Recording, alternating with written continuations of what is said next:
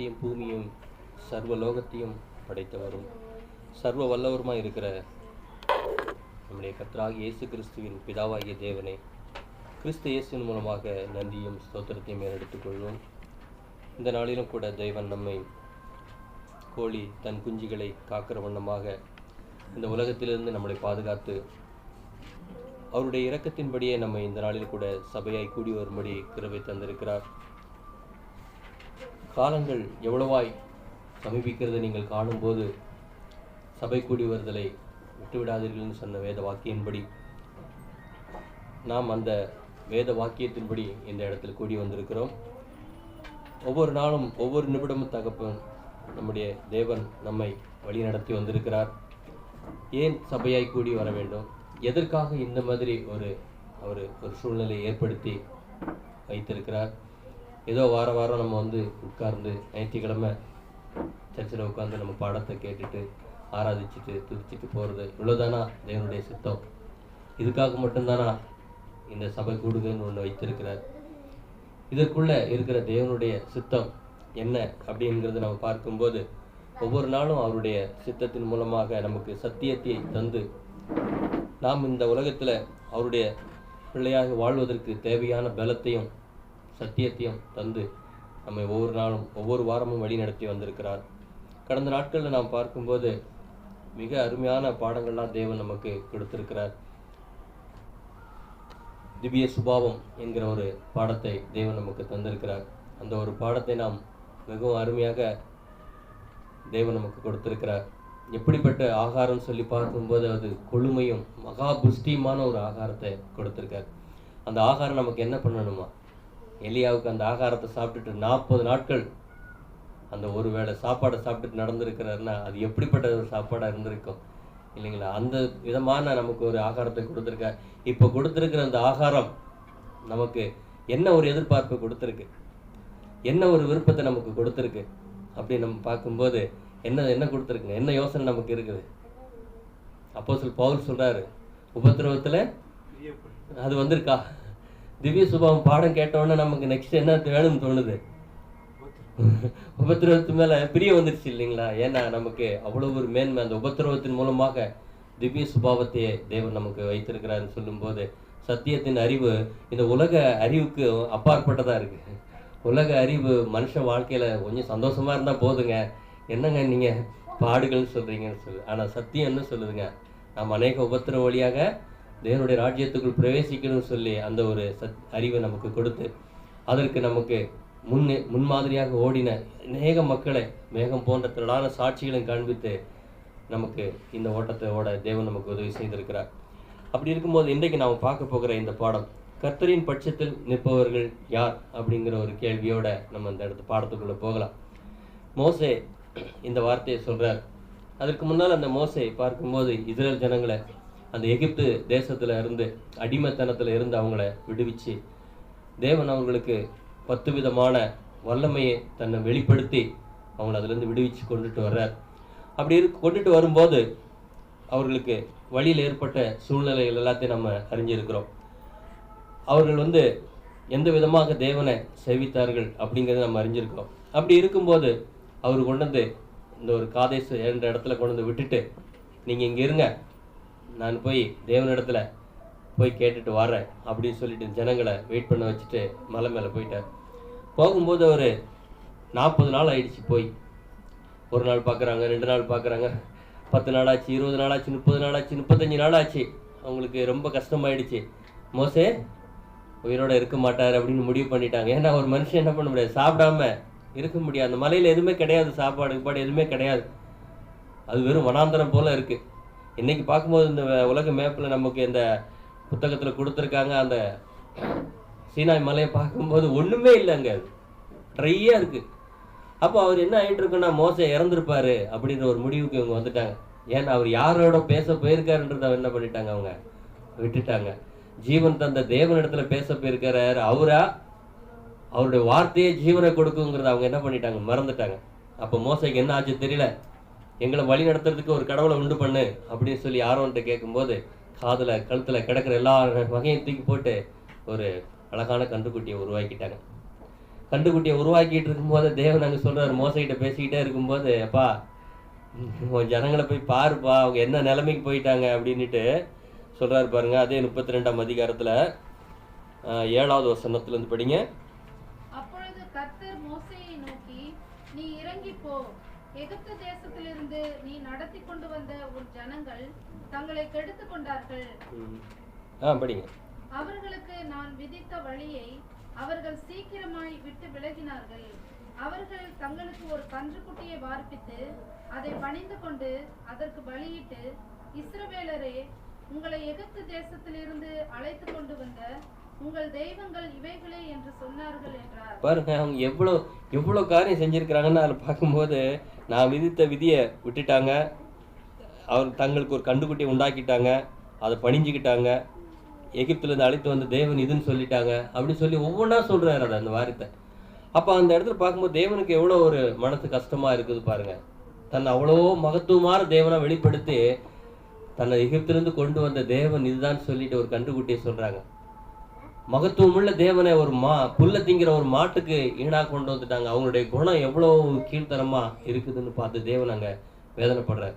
அப்போ மோசே அந்த கட்டளை வாங்கிட்டு கீழே வரும்போது இந்த ஜனங்களை வந்து பார்க்கும்போது அவங்க என்ன பண்ணிட்டு இருந்தாங்களாங்க, வெறும் விக்கிரகம் மட்டும் வழிபடலை, புசித்து குடித்து ஜனங்கள் விளையாட ஆரம்பித்தார்கள். ஒரு கண்டுக்குட்டியை வழிபடணும்னு சொன்னா கட்டளைகள் கிடையாது, உபதேசங்கள் கிடையாது, எப்படி வேணாலும் வாழலாம், என்ஜாய் பண்ணலாம். அந்த மாதிரி ஒரு நிலையில ஆடல் பாடல்லாம் உண்டாயிடுச்சு.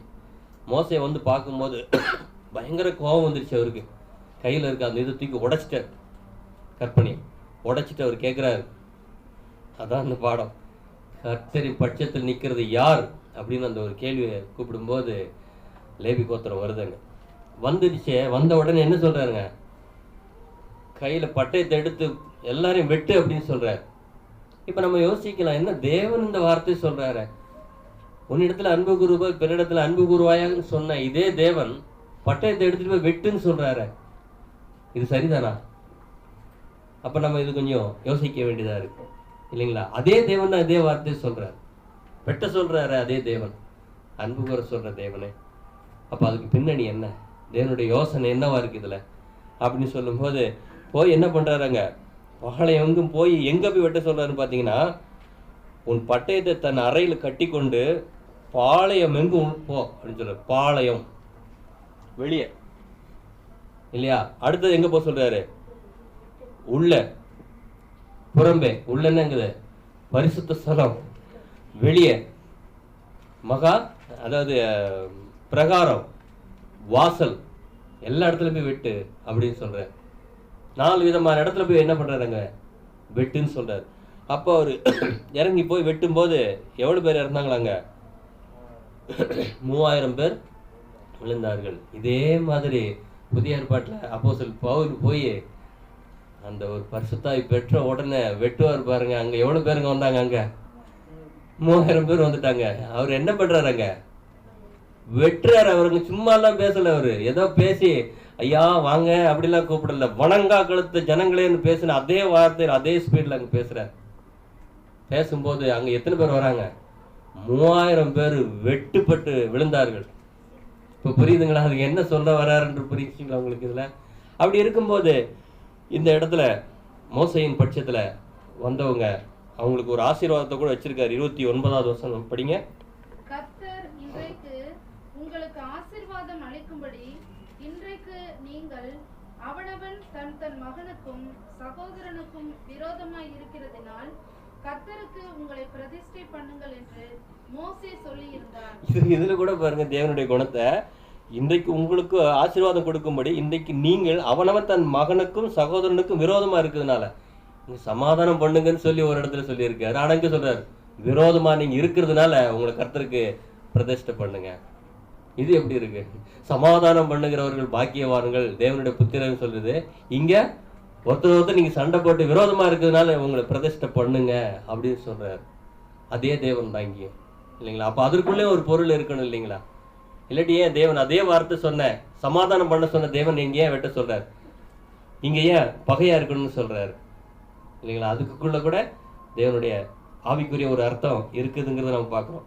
இதே விதமாக பார்க்கும்போது இன்னொருத்தர் கூட ஒருத்தர் ராஜாவாக வந்து என் பட்சத்தில் நிற்கிறது யாருன்னு பைபிளில் கேட்டிருக்காரு. அவர் யாருன்னு ஞாபகம் இருக்குங்க உங்களுக்கு? பைபிளில் இன்னொருவர், இஸ்ரேலுடைய ராஜா எகு. இந்த எகுங்கிறவர் வந்து பார்க்கும்போது அவர் ஒரு சேனை தளபதி, பட தளபதியாக இருக்கிறார். தளபதியாக இருக்கும்போது அவரை வந்து எலிசா வந்து என்ன பண்ணுவார்னு கேட்டிங்கன்னா, நேராக கூப்பிட்டு ரூமுக்குள்ளே கொண்டு போய் அபிஷேகம் பண்ணிட்டு போயிடுவார். போன வாரத்தில் கூட முன்ன வாரம் சொல்லியிருக்கும் போது, அப்போது அவங்க கேட்பாங்க, இந்த பைத்தியக்காரன் வந்தானே என்ன சொன்னான் அப்படின்னு கேட்பாங்க. யார் பைத்தியக்காரங்க? எலிசா பைத்தியக்காரன். இந்த பைத்தியக்காரன் வந்தானே என்ன சொன்னான் அப்படின்னு சொல்லும்போது, இல்லை உன்னை இஸ்ரேலில் ராஜாவாக்கிட்டேன்னு சொல்லி சொன்னார், அபிஷேகம் பண்ணாருன்னு சொன்ன உடனே சட்டை கழட்டி கீழே போட்டு எகு ராஜா வாழ்கன்னு சொல்லிடுவாங்க. ஆனால் ஆடு பைத்தியக்காரன். ஆனால் என்னங்க இவரு, அவருடைய வார்த்தை உண்மைன்னு தெரியும். ஆனால் அவங்களுக்கு என்ன பேருங்க இல்லைங்களா? அப்போ தேவனுடைய வார்த்தை சொல்கிறாங்க உண்மைன்னு தெரியும், ஆனால் பேர் நல்ல நல்ல பேர் இருக்கும் இல்லைங்களா உலக தேவனுடைய மக்களுக்கு. அப்படி இருக்கும்போது இவர் ராஜாவாகி, இந்த எகு ராஜாவாகிட்டு அந்த இதுக்குள்ளே வரார். உள்ளே வரும்போது அங்கே ஒரு ஸ்திரீ இருக்காங்க. யாருங்க? ஆகாபுடைய மனைவி எசபேல். பைபிள்லேயே ரொம்ப மோசமான ஒரு கேரக்டர் லேடிஸ் யாருன்னு பார்த்தீங்கன்னா அந்த எசபேல் தான் இல்லைங்களா? எசபேலை பற்றி இன்னைக்கு பேசுனா புதிய ஏற்பாட்டில் வெளிப்படுத்தல் விசேஷத்தில் எசபேலை பற்றி பேசியிருக்கிறாங்க இல்லைங்களா? அப்போ அந்த எசபேல் என்ன பண்ணுதுன்னு கேட்டிங்கன்னா, அவருடைய புருஷன் இறந்துட்டார். இப்போ அந்த அம்மாவுக்கு எப்படியாவது ஒரு ராஜா வேணும், அந்த ராஜாவுக்கு நான் புருஷ பொண்டாட்டியாக இருக்கணும், அதான் நினைப்பு. உடனே நல்ல கண்ணுக்கு மை இட்டு ஜம்முன்னு ட்ரெஸ் பண்ணிட்டு எகு அங்கே ராஜாவை வந்து நின்றுட்டு இருக்கிற வாசல்ல மாடியில இருந்து கேட்குறாங்க, எகுவே சௌக்கியமா அப்படின்னு சொல்லி கேட்கும்போது எகு என்ன சொல்லியிருக்கலாம்? ஆஹா, நமக்கு ஒரு ராணி கிடைச்சிட்டா அப்படின்னு சந்தோஷப்பட்டிருப்பாருங்களா? அவர் என்ன வார்த்தை சொல்றாருன்னு பைபிளில் படிக்கலாம் பாருங்க. 2 ராஜாக்கள் புத்தகம் 9ஆம் அதிகாரம் 29 படிங்க. 2 ராஜாக்கள் 9ஆம் அதிகாரம். இந்த அகசியா ஆகாபுடைய குமாரனாகிய யோராமின் 11ஆம் வருஷத்தில் யூதாவின் மேல் ராஜாவானான். யெகூ யெஸ்ரயேலுக்கு வந்தான். அதை யெசபேல் கேட்டபோது தன் கண்களுக்கு மையிட்டு தன் தலையை சிங்காரித்துக் கொண்டு ஜன்னல் வழியா எட்டி பார்த்து, யெகூ ஒளிமுக வாசலில் வந்தபோது அவள் தன் ஆண்டவனை கொன்ற சிம்ரி சேமம் அடைந்தானா என்றான். தன் ஆண்டவனை, தன் புருஷனை கொன்ற சிம்ரி நல்லா இருக்கிறானான்னு ஒரு கேள்வி கேட்கும்போது இவருக்கு எப்படிங்க இருக்கும் அந்த இடத்துல? ஸோ ஒரு மனுஷ யோசனையா இருந்துச்சுன்னா அவருக்கு, அவர் ராணி, அவர் பக்கத்து நாட்டுடைய ராஜாவுடைய மகளை தான் இந்த ஆகாப் மேரேஜ் பண்ணியிருப்பார். இவளுக்கு பயங்கர பவர் இருக்கு. இந்த அம்மா கூட பார்த்தீங்கன்னா ஏகப்பட்ட பொய் தீர்க்கதரிசிகளாக இருக்கிறாங்க இல்லைங்களா? பயங்கர ஒரு நாலேஜ் உள்ளவங்க. இவங்களை பார்த்தோன்னே இவர் என்ன பண்ணியிருக்கலாம்? மனுஷ யோசனைனா சரி நம்மளோட கூட இருக்கட்டுன்னு சொல்லியிருக்கலாம். ஆனா அந்த எகு, அந்த தேவனுடைய ஆவியை பெற்ற அந்த மனுஷன் பதிலுக்கு என்ன சொல்றாரு பாருங்க. அப்பொழுது அவன் தன் முகத்தை அந்த ஜன்னலுக்கு நேராக ஏறெடுத்து, என் பட்சத்தில் இருக்கிறது யார் யார் என்று கேட்டதற்கு 2-3 பிரதானிகள் அவனை எட்டி பார்த்தார்கள். பாருங்க, ஒரு தேசத்திலே ஃபர்ஸ்ட் இத்தனை பேருங்க எட்டி பார்க்கறாங்க. என் பட்சத்தில் இருக்கிறது யாரு அப்படின்னா எல்லாரும் யார் பட்சம் இருக்காங்க? எசபேல் பக்கம் தான் இருக்கிறாங்க எல்லாரும். ஆனா ராஜாவை வந்திருக்க இந்த மனுஷன் கேட்கிற என் பட்சத்தில் நிக்கிறது யாருன்னு கேட்கும்போது 2-3 பேர் தான் எட்டி பார்க்கறாங்க. அந்த 2-3 பேருக்கு ஃபர்ஸ்ட் ஒரு வேலை என்ன சொல்றாரு பாருங்க, படிங்க. அப்பொழுது அவன் அவளை கீழே தள்ளுங்கள் என்றான். அப்படியே அவளை கீழே தள்ளினதினால் அவளுடைய இரத்தம் சுவரிலும் குதிரைகளிலும் தெரித்தது. அவன் அவளை மிதித்துக் கொண்டு உள்ளே போய், எப்படி ஒரு தேவ மனுஷன் பாருங்க, ஒரு தேவ வைராக்கியம் அந்த மனுஷனுக்கு. என் பட்சத்தில் நிற்கிறது யாருன்னா ஃபர்ஸ்ட் அந்த ஒரு ஸ்திரியை க்ளோஸ் பண்ற. அந்த ஸ்திரியை பத்தி நம்ம வாசிக்கலாம் பாருங்க. வெளிப்படுத்தல் புத்தகம் 2ஆம் அதிகாரம் 20 இருந்து படிங்க.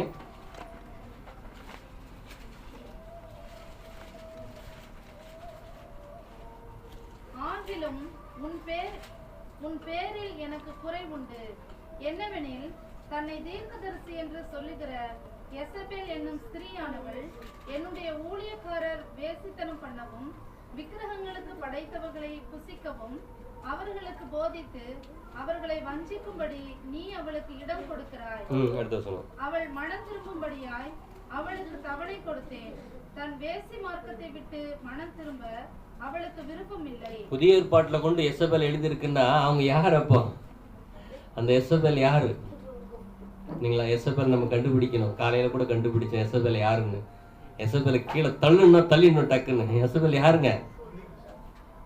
இல்லைங்களா? கிறிஸ்துவுக்கு கீழ்ப்படியாதவர்கள் பார்த்தோம். இங்க பார்க்கும்போது மோசே மலையிலிருந்து இறங்கி வரும்போது எல்லாருமே எங்க போயிட்டாங்க? மோசே சொன்ன மாதிரி விக்கிர வழிபாட்டுக்கு போயிட்டாங்க. இங்க அவர் வந்து என் பட்சத்தில் நிற்கிறது யார் அப்படின்னு பார்க்கும்போது லேவி கோத்திரம் வராங்க. இங்க சொல்றாரு என் பட்சத்தில் நிற்கிறது யார் அப்படின்னும் போது அவளை கீழே தள்ளுன்னு சொல்றாரு. அந்த 3 பேரும் என்ன நினைச்சிருக்கலாம்? என்னப்பா இப்பதான் ராஜா வந்திருக்க, அவன் ராணிப்பா, அவளை போய் கீழே தள்ள சொல்றேன்னு ஒரு கேள்வி கேட்டிருக்கலாம்ல. அவங்க பழைய ராணிப்பா, அவளுக்கு எவ்வளவு பவர் இருக்கு தெரியுமான்னு. அப்ப அவங்களுக்கு எவ்வளவு வைராக்கியம், தேவனுடைய ஜனங்களை இவ்வளவு கஷ்டப்படுத்துன்னு நீ தானே சொல்லி டப்புன்னு கீழே தள்ளிட்டாங்க. அவங்க எவ்வளவு ஸ்பீடு இருந்திருக்குங்க பாருங்க. அவங்க ராஜாவுக்கு இருக்கு அதே ஸ்பீடு அந்த 2-3 பேருக்கு இருந்திருக்கு. அந்த ஸ்பீடு தான் நமக்கும் வேணும்னு சொல்றதா இந்த பாடத்தை நம்ம பார்க்க போகிறோம். இப்போ நம்முடைய கர்த்தராகிய இயேசு கிறிஸ்து இந்த உலகத்துல வந்து 33 வருஷம் வாழ்ந்து முடிச்சுட்டு அவர் பரலோகத்துக்கு ஏறி போயிட்டார். மோசே மலையில ஏறி போனது போல இவரு ஏறி போயிட்டார். இப்போ இவரு போயிட்டு என்ன சொல்லிட்டு போனாருங்க? நான் போயிட்டு திரும்ப வருவேன்னு சொல்லியிருக்காரு. லூக்காவில் படிக்கலாம், 21ஆம் அதிகாரம் 27வது வசனம். அப்பொழுது மனுஷகுமாரன் மிகுந்த வல்லமையோடும் மகிமையோடும் மேகத்தின் மேல் வருகிறதை காண்பார்கள். யார் காண்பார்கள்?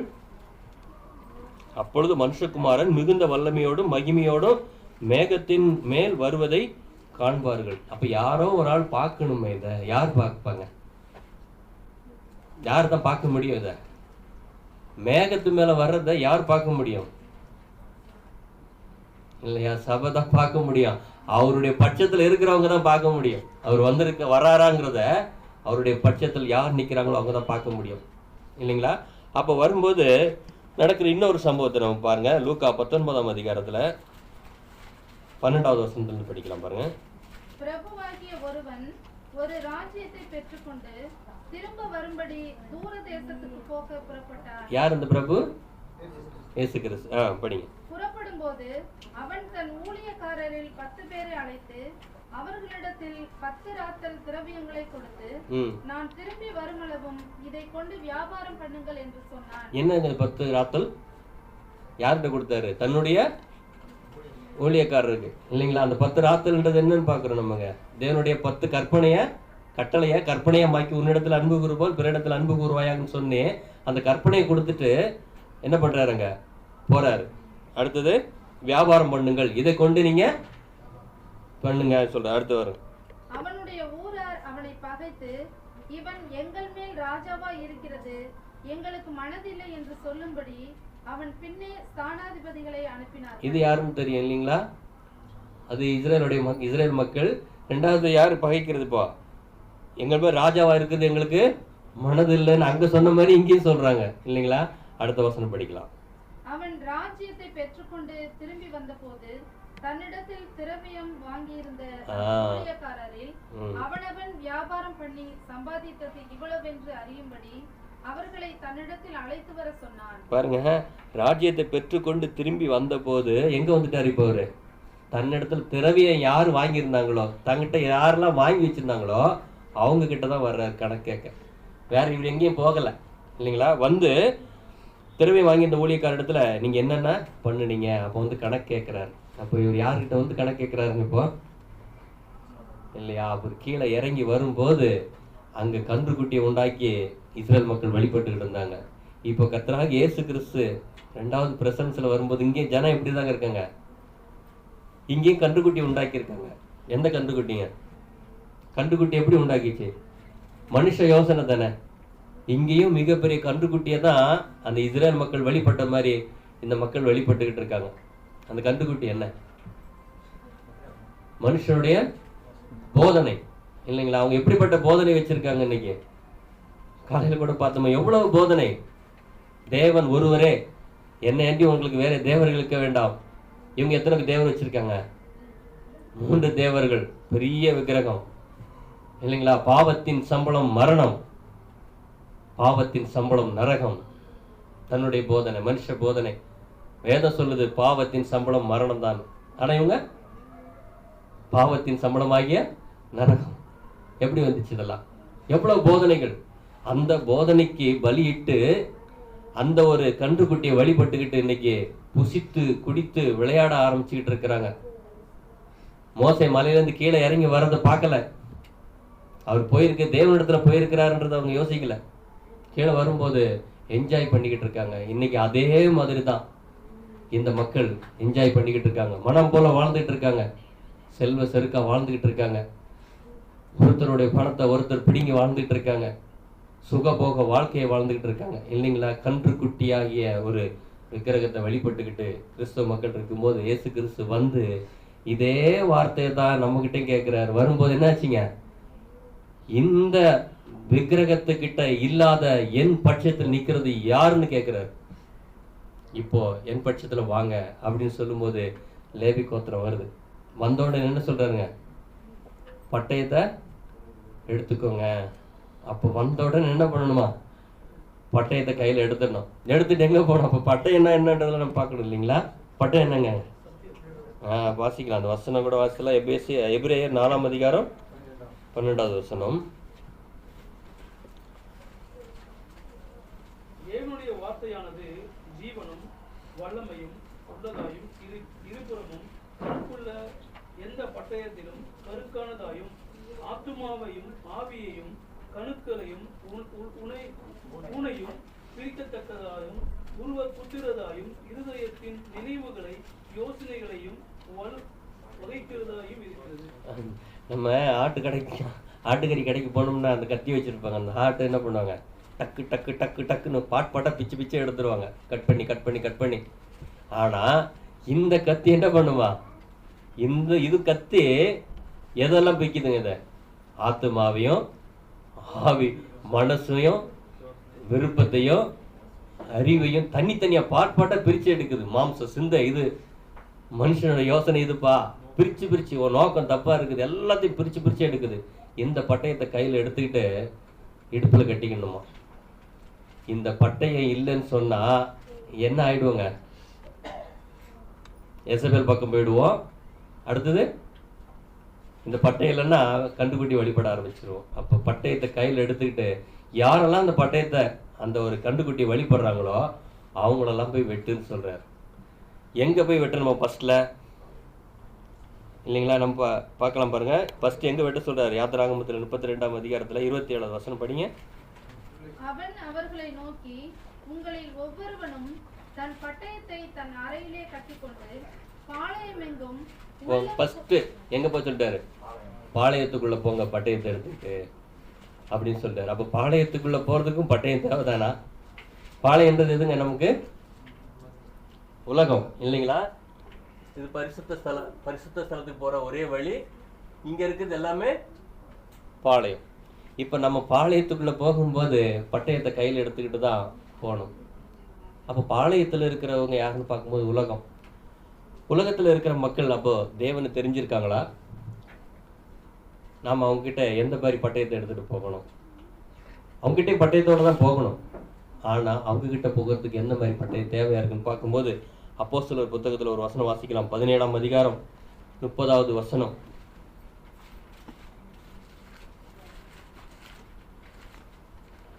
அப்போஸ்தலர் காலங்களை தேவன் காணாதவர் போல் இருந்தார். இப்பொழுதோ மனம் திரும்ப வேண்டும் என்று எங்கும் உள்ள மனுஷர் எல்லோருக்கும் கட்டளையிட்டு இருக்கிறார். அப்ப உலகம் எந்த நிலையில இருக்குதுங்க? அறியாமையின் காலம். அவங்க அறியாம இருக்கிறாங்க. தேவன் யாருன்னு தெரியாது, தேவனுடைய குமாரன் யாருன்னு தெரியாது, தேவனுடைய திட்டம் என்னன்னு தெரியாது. இப்படி ஒரு தேவன் இருக்கிறதே தெரியாது. அவங்களுடைய தேவன்லாம் என்னன்னு பார்த்தீங்கன்னா அவங்க பெற்றோர்கள் என்ன சொல்லி கொடுத்தாங்களோ அதை தான் வழிபட்டுக்கிட்டு இருக்காங்க.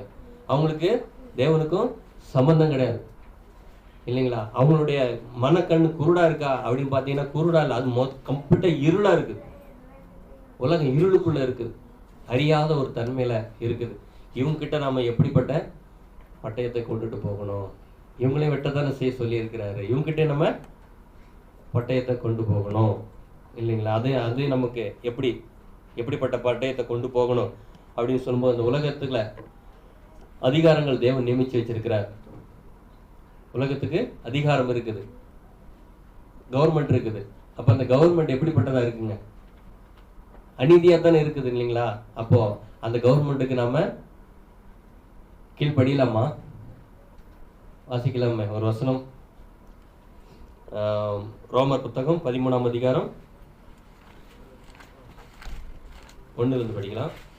எந்த மனுஷனும் மேலான அதிகாரம் உள்ளவர்களுக்கு கீழ்ப்படிய கடவன்.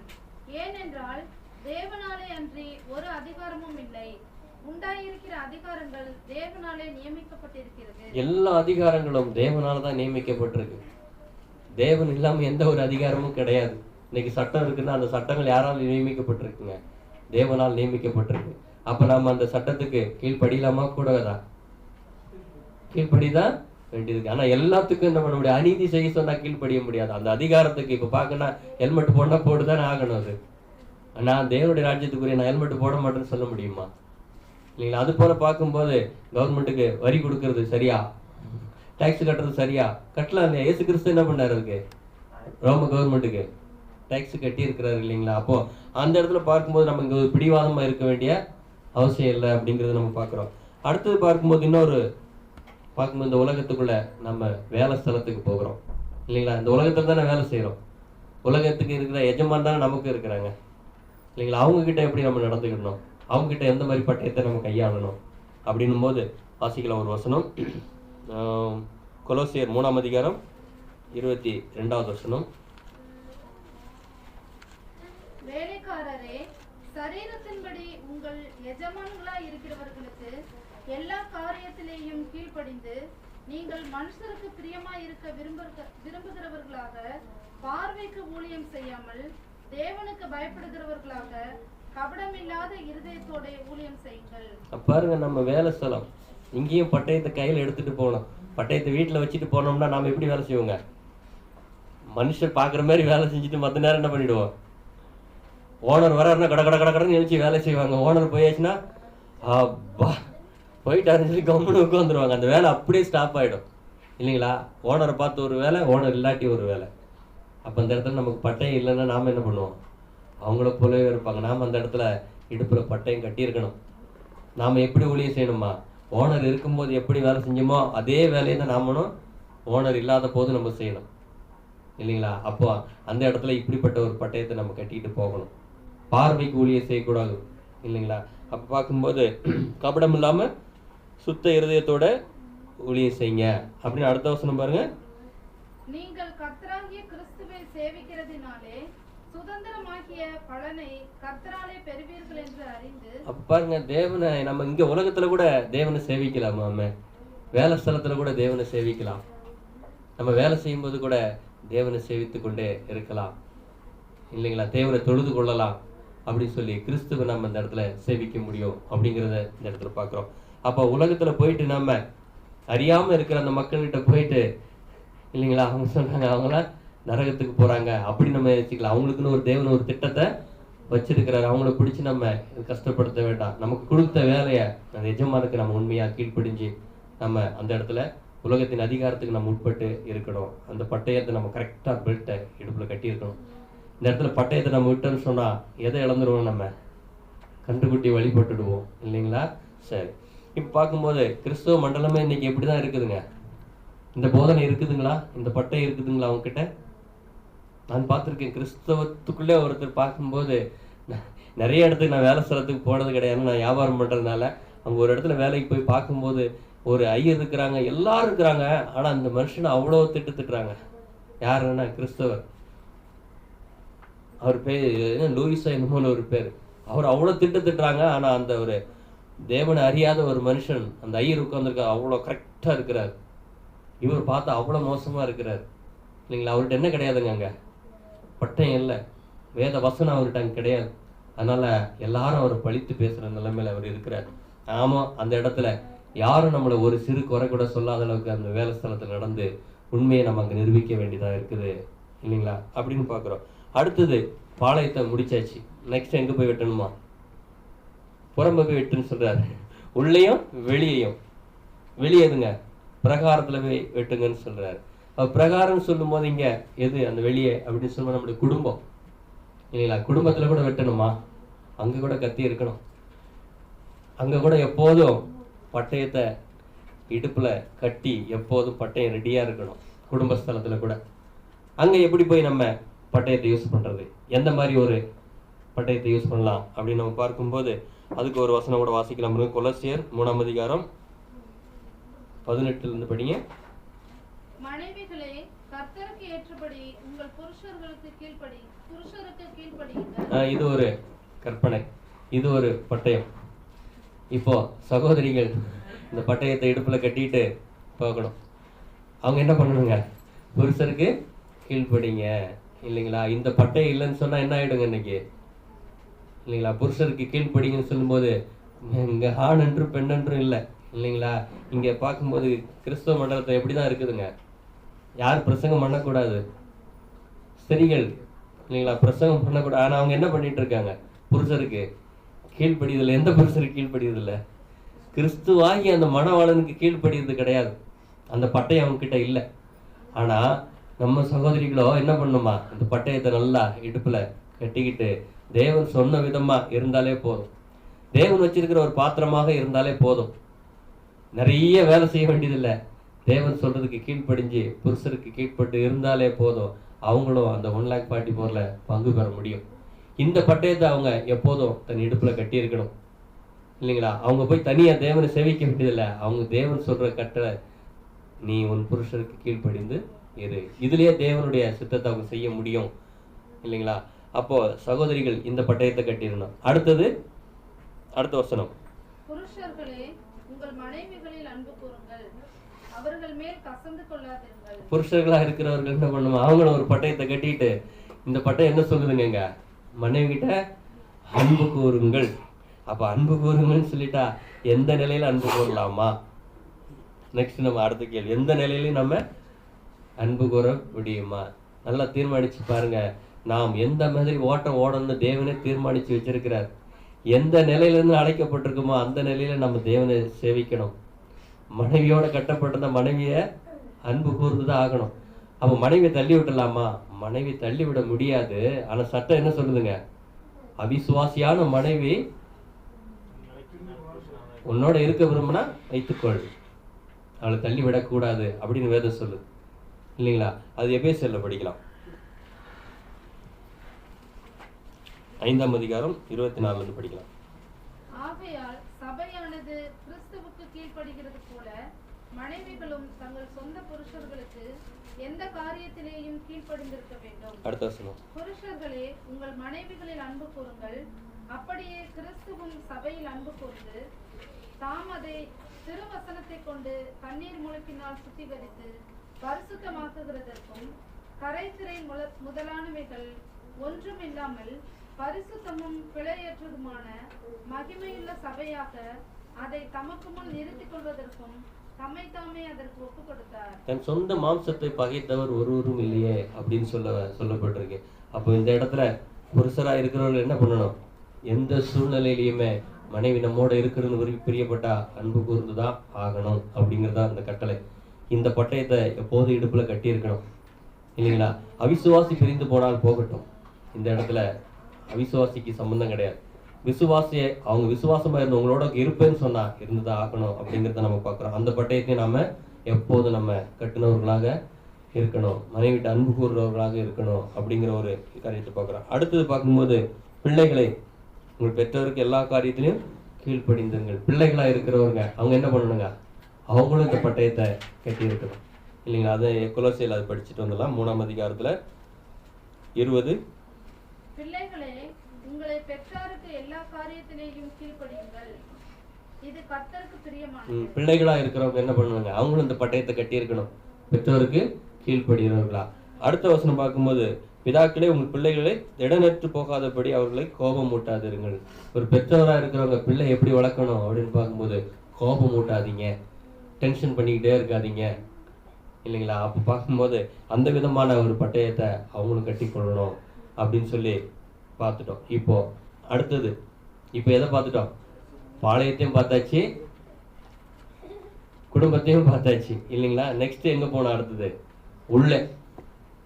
உள்ளே பட்டயத்தை எடுத்துட்டு போ அப்படின்னு சொல்றாரு. அங்க உள்ளேன்னா எங்க? பரிசுத்த ஸ்தலத்துல. பரிசுத்த ஸ்தலத்துல யார் இருக்குதுங்க? சகோதரர்கள் இருக்கு. அங்க இங்கதான் ரொம்ப ஜாக்கிரதையா இருக்கணும். இங்கேயும் பட்டயம் கரெக்டா இல்லைன்னு சொன்னா அவ்வளவுதான். இல்லைங்களா? இந்த இடத்துல பட்டை இல்லாதனால தான் இன்னைக்கு சபையில் அநேக பிரச்சனைகள்.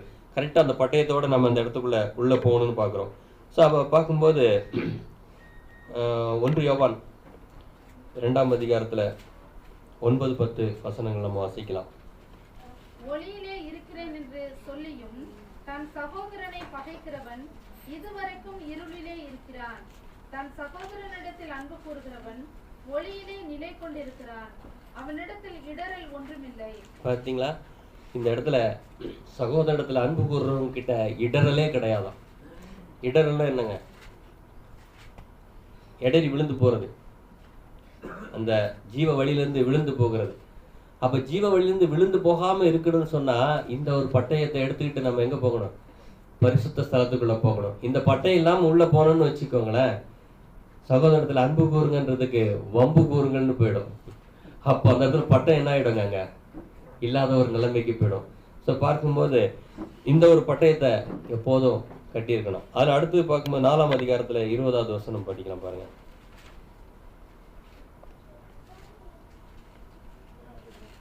4:20, 1 யோவான் 4:20.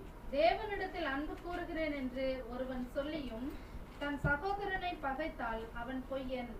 தான் கண்ட சகோதரனிடத்தில் அன்பு கூறாமல் இருக்கிறவன் தான் காணாத தேவனிடத்தில் எப்படி அன்பு கூறுவான்? பாருங்க, கண்ட சகோதரத்தில் அன்பு கூறல, காணாத தேவன்கிட்ட நம்ம எப்படி அன்பு கூறணும் முடியும் அப்படி சொல்லி நீங்க ஒரு கேள்வி கேட்குற. அப்போ தேவனிடத்தில் அன்பு கூறணும், அப்போ யார்கிட்ட தான் நிரூபிக்க முடியாத? சகோதரத்தில் தான் நிரூபிக்க முடியும். சகோதர சகோதரி இடத்துல தான் அதை நிரூபிக்க முடியும். சகோதரனை பகைச்சிட்ட நான் தேவனை சிநேகிக்கிறேன்னு சொன்னா, தேவன்கிட்ட அன்பு கூறுறேன்னு சொன்னா, கண்ட சகோதரன்ட்ட அன்பு கூற முடியல, நீ எப்படிப்பா என்கிட்ட அன்பு கூறுவ அப்படின்னு சொல்லி தேவன் திருப்பி கேட்பான் இல்லைங்களா? அப்போ இந்த இடத்துல இந்த ஒரு பட்டயம் எப்போதும் நமக்கு ஸ்ட்ராங்கா இருக்கணும். இந்த பட்டயத்தை எடுத்துக்கிட்டு தான் எங்க போகணுங்க? சபைக்குள்ள போகணும். இந்த பட்டயம் இல்லாம நம்ம போறோம்னு சொன்னா ரொம்ப கஷ்டம். அடுத்தது பார்க்கும்போது சரி, இந்த பட்டயத்தை வச்சுட்டு எல்லார்ட்டையும் இந்த பட்டயத்தை யூஸ் பண்ணலாமா? எல்லாருக்கிட்டையும் நீங்க அன்பு கூறலாமா? பரிசுத்த ஸ்தலத்துக்குள்ள சகோதரர் மட்டும்தான் இருப்பாங்களா? வேற யாரும் இருப்பாங்களா? நேர் வழியா வந்தவங்களும் இருப்பாங்க, குறுக்கு வழியா வந்தவங்களும் இருப்பாங்க, பக்க வழியா வந்தவங்களும் உள்ள வந்து உட்காந்துருப்பாங்க. அப்ப அவங்க கிட்ட நீங்க எப்படி போகணும்? இதே அன்பு கூற முடியுங்களா? அப்போஸ்தலர் பவுல்லாம் இந்த பட்டயத்தை எப்படி யூஸ் பண்ணியிருக்கிறாங்கன்னு நம்ம பார்க்கலாம் பாருங்க. இப்போ நம்முடைய கர்த்தராகிய இயேசு கிறிஸ்து ஒரு வார்த்தை சொல்றாரு. மத்தேயு 10ஆம் அதிகாரத்துல 16வது வசனம் நம்ம படிக்கலாம். ஆடுகளை ஓநாய்களுக்குள்ளே அனுப்புகிறது போல இதோ நான் உங்களை அனுப்புகிறேன். எங்க அனுப்புறாருங்க? ஓநாய் கூட்டத்துக்குள்ள ஆடுகளை அனுப்புறது போல அனுப்புறேன்னு சொல்றாரு. அப்போ ஓநாய் எங்க இருக்கு? எல்லாம் எங்கதான் இருக்கு? அது எல்லாம் இங்கதான் இருக்கு. பரிசுத்த உள்ளதான் இருக்குது இல்லைங்களா? அது வெளியில இல்லை, அது பாளையத்துல இல்லை. ஓநாய் எங்க இருக்கு?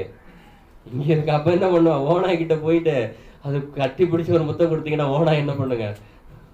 தம்முன்னு. அதோடைய குணமே என்னதான்? அது பீறி போடக்கூடியதான் ஓநாயுடைய குணமா இருக்கு. அப்ப அந்த ஓநாய்க்கு என்ன பண்ணணும்? இன கண்டுகொள்ளணும். அதுக்கடுத்து நம்ம எப்படிப்பட்ட பட்டயத்தை யூஸ் பண்ணணும் அந்த ஓநாய்கள் இடத்துல அப்படிங்கும் போது நமக்கு அதையும் சொல்லி கொடுத்துருக்காங்க பாருங்க. 1 கொரிந்தியர்ல 5ஆம் அதிகாரத்துல 11வது வசனத்தை நம்ம படிக்கலாம் பாருங்க. நான் உங்களுக்கு எழுதினது என்னவென்றால், சகோதரன் எண்ணப்பட்ட ஒருவன் விபச்சாரக்காரனாயாவது, பொருளாசைக்காரனாயாவது, விக்கிரகாராதனைக்காரனாயாவது, உதாசீனனையாவது, வெறியனாயாவது, கொள்ளைக்காரனாயாவது இருந்தால் அவனோட கலந்திருக்க கூடாது. அப்படிப்பட்டவனோட கூட புசிக்கவும் கூடாது. இதுவும் பட்டயம் தான். ஒரு பட்டயம் அங்க என்ன சொல்லுதுன்னா, உன் சகோதரத்துல அன்பு கூறு. காணாத தேவன்கிட்ட நீ எப்படி அன்பு கூறுவேன்? சகோதரத்துல அன்பு கூறலன்னா. ஆனா இங்க சொல்லுது, சகோதரனப்பட்ட ஒருவர் எப்படி இருந்தாருன்னா அவர்கிட்ட என்ன பண்ண முடியாது?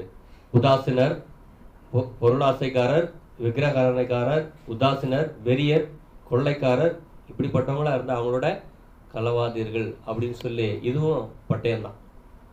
இந்த பட்டயத்தை யூஸ் பண்ணாம இருந்தா என்ன ஆகும்? என்ன ஆகுங்க? இந்த பட்டயத்தை யூஸ் பண்ணலாம், விக்கிரக வழிபாட்டுக்குள்ள போயிடுவோம் இல்லைங்களா? இந்த இடத்துல இந்த பட்டயத்தை யூஸ் பண்ணிட்டு அப்படிப்பட்டவங்களை விட்டு விலகலன்னு சொன்னா நம்மளை எங்க கூட்டிட்டு போயிடுவாங்க? விக்கிரக ஆராதனைக்குள்ள, பொய் போதனைக்குள்ள கூட்டிட்டு போயிடுவாங்க. அப்ப இந்த இடத்துல இப்படிப்பட்ட பட்டயத்தை யூஸ் பண்ணணும் இல்லைங்களா? ஆனா எல்லாருடைய கையில எல்லா நேரமும் பட்டயம் கையில இருந்துகிட்டே இருக்கணும். பட்டயத்தை நம்ம மிஸ் பண்ணணும்னு சொன்னா என்ன ஆயிடும்? விக்கிரகாராதனைக்காரர் ஆயிடுவோம். ரெண்டாவது யாரோட ஆளாயிடுவோம்? எசபேலுடைய ஸ்திரீயோடைய பட்சத்துல போயிடுவோம். அங்க கர்த்தருடைய பட்சத்துலன்னா க்ளோஸ் பண்ண எல்லாத்தையும் விட்டு அப்படின்னு சொல்றாரு. அப்போஸ்தலர்லாம் பாத்தீங்கன்னா கர்த்தராகிய இயேசு கிறிஸ்து எப்படி வெட்டியிருப்பாருன்னு பாத்தீங்கன்னா தன் குடும்பத்தை வெட்டுவார் அந்த இடத்துல. யார் எனக்கு சகோதரர், யார் எனக்கு தாய்? என்னதுங்க அது? பட்டயம். தேவனுடைய சித்தத்தின்படி செய்கிறவர்களே எனக்கு தாயும் சகோதரரும் சகோதரியுமா இருக்கிறாரு சொல்லிட்டு அவங்க யூஸ் பண்றாரு. அதனால சொல்றாரு, நான் பூமியில உங்களுக்கு சமாதானத்தை உண்டு பண்ண வரல. எதை கொண்டு வந்தார் அவங்க பூமியில வரும்போது? பட்டயத்தை கொண்டுட்டு வந்தேன்னு சொல்றாரு இல்லையா? வாசிக்கலாம் அந்த வசனம் கூட, மத்தேயு 10ஆம் அதிகாரத்துல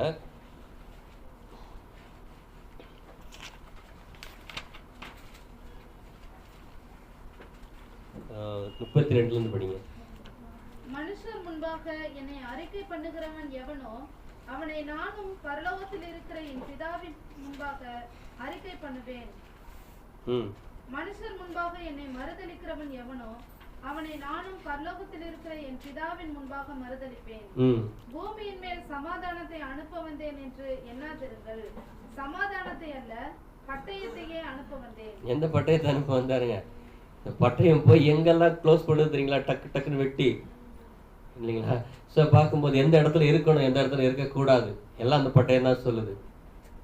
சங்கீதம் 1ஆம் அதிகாரத்தில் சொல்லுது, யாரோட உட்காரணும் யாரோட உட்காரக்கூடாதுன்னு சொல்லுது அந்த பட்டயம் இல்லைங்களா? அங்கே யாரோட உட்காரணும்னு சொல்லுது இந்த பட்டயம்? பாவிகளோட வழியில் நில்லாமலும் உட்கார இடத்துல உட்கார. இது என்னதுங்க? இது பாவியோட வழியில போய் நின்னா அந்த பட்டயம் என்ன பண்ணல, நம்ம வைக்கல. பரியாசக்காரர் உட்கார இடத்துல உட்கார்ந்தோம்னா அந்த பட்டயம் என்ன கிடையாது, நம்ம இடத்துல இல்லை. நாமும் பரியாசக்காரர் ஆயிடுவோம் இல்லைங்களா? பாவியோட வழியில நிக்காதுன்னு சொல்லியிருக்கு. நின்னா நாம என்ன ஆயிடுவோம்? அவர்களை போல ஆயிடுவோம். அவருடைய கிரியைக்கு உட்பட்டுருவோம். அப்ப எந்த இடத்துல விட்டு வெளியே வாழ்றாரு அந்த இடத்துல விட்டு வெளியே வந்துடணும். எந்த இடத்துல உட்காராதுன்றாரு அந்த இடத்துல உட்காரக்கூடாது இல்லைங்களா? அப்போ பார்க்கும்போது இந்த ஒரு பட்டயத்தை ஸ்ட்ராங்கா நம்ம எப்போதும் கையில கட்டியிருக்கணும் அப்படிங்கிறத நம்ம பார்க்குறோம் இடுப்புல. அடுத்தது பார்க்கும்போது நெக்ஸ்ட் இன்னொரு இடத்துல போய் வெட்ட சொல்றாரு. அது எங்கன்னு பாத்தீங்கன்னா வாசல்ல 3 இடம் பார்த்தோமா? பிரகாரம், உள்ள, வெளியே, வாசல். அப்ப இந்த வாசல் எது? வாசல்ல இருக்குது யாரு? நானே வழியும் சத்தியமும் ஜீவனுமா இருக்கிறேன்னு சொல்லி அவரே அந்த வாசல் சொல்லிருக்காரு. அந்த வாசலை தெரிஞ்சவங்க யாரு? கிறிஸ்தவ மண்டலம் தான் இல்லைங்களா? அவங்களுக்கு தெரியுமே இயேசு கிறிஸ்து தான் வழி, அவர் தான் வழின்றது அவங்களுக்கு தெரியும். அந்த இடத்துல அப்போ கிறிஸ்தவ மண்டலத்துக்குள்ள போகிறோம்.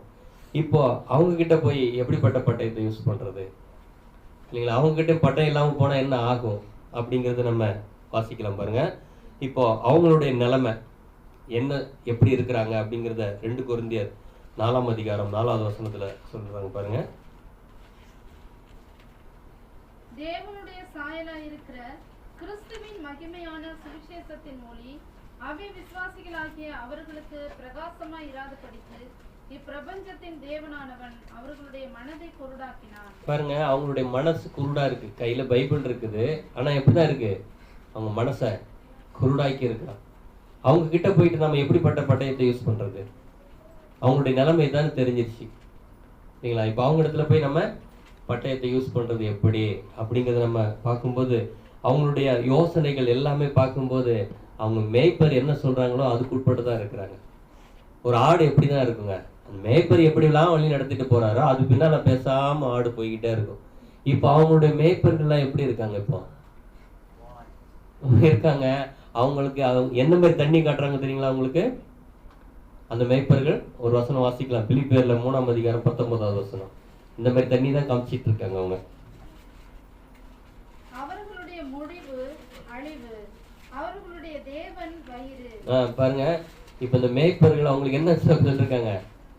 அவங்களுக்கு தேவன் யாரு? வயிறு. போய் கேட்கிற பிரசங்கம் எல்லாம் வயிற்றுக்குரியது தான், சரீரத்துக்குரியது தான். சுகம் கிடைச்சிடும், பிரச்சனை நீங்கிடும், இந்த வருஷத்துல இருந்து உங்களுக்கு நல்ல கர்த்தர் உங்களை ஆசீர்வதிச்சிடுவார், வயிற்றுக்குரியது தான். இந்த போதனைக்குள்ள அது மாட்டிக்கிட்டு இருக்கு அந்த ஆடு. ஓநாயோடைய ஒரு நிலைமைக்குள்ள இருக்கு. அவங்க போதகர் எப்படி இருக்கிறாங்கன்னு பாத்தீங்கன்னா ஒன்றும் அறியாத குருடன். இவங்க ஆட்டுக்குட்டியை கூட்டிட்டு போறாங்க, இவங்க எங்க போய் விழுறாங்களோ அங்கேயே போய் அந்த ஆட்டுக்குட்டி விழுந்துரும் இல்லைங்களா? அவங்க யாராங்க? குருடருக்கு வழி காட்டுகிற குருடர். அவங்களும் போய் கரை சேர போறது கிடையாது, கூட்டிட்டு போறவங்களே கரை சேர போறது கிடையாது இல்லைங்களா? இந்த மாதிரி ஒரு நிலையில தான் அவங்க இருக்கிறாங்க. ஆனா ஒண்ணுல மட்டும் அவங்க உறுதியா இருப்பாங்க. எதுன்னு கேட்டா, தன்னுடைய ஆட்டை என்ன பண்ண மாட்டாங்க, குழியில கொண்டு விட்டாலும் விடுவதை தவிர அவங்ககிட்ட கொடுக்க மாட்டேன் அப்படின்னு சொல்லி ரொம்ப உறுதியா இருப்பாங்க இல்லைங்களா? இப்ப என்ன பண்ணணும்னு கேட்டீங்கன்னா, அந்த குருடருக்குடைய மனசு, அந்த குருட்டுத்தனத்துக்குள்ள போயிட்டு இருக்க அந்த ஆட்டுக்கு எப்படிப்பட்ட பட்டை யூஸ் பண்ணணுங்க? தேவன் அவங்களுக்கு மனம் திரும்புதலை கொடுக்கும்படி பொறுமையா அவங்க கிட்ட பேசணுமா. அது தீமோத்தேயு புத்தகத்துல நம்ம பார்க்கலாம் பாருங்க.